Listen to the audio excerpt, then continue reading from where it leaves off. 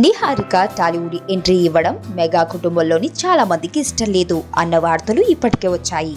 అయితే నిహారిక నటిస్తున్న తొలి తెలుగు వెబ్ సిరీస్ ముద్దపప్పు ఆవకాయకి వస్తున్న స్పందన చూసి మెగా కుటుంబం షాక్ అవుతున్నట్లు వార్తలు వస్తున్నాయి.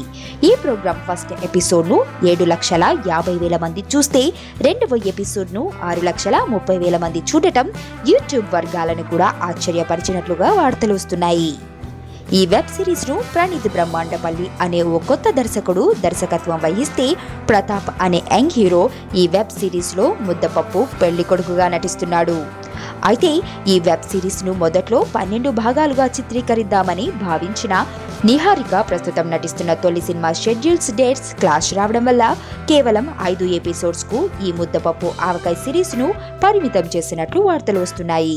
Tollywood top hero Nagarjuna, Kajal, Naga Chaitanya, Lakshmi మంచు, నాని లాంటి ఎందరో హీరోలు, హీరోయిన్స్ యూట్యూబ్ లో ఈ ముద్దపప్పు ఆవకాయ ఎపిసోడ్స్ ను చూసి నిహారికను అభినందించడమే కాకుండా తమ అభిప్రాయాలను చిరంజీవి, నాగబాబుల దృష్టికి తీసుకువెళ్లడంతో రోజు రోజుకు పెరుగుతున్న నిహారిక క్రేజ్ ను చూసి మెగా ఫ్యామిలీ షాక్ అవుతున్నట్లు టాక్.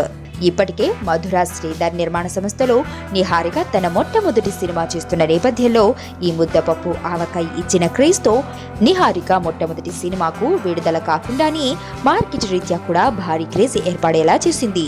అందుకే కాబోలు నిహారికకు మొట్టమొదటి సినిమాకే 40 లక్షల పారితోషికం ఇచ్చినట్లుగా వార్తలు వచ్చాయి.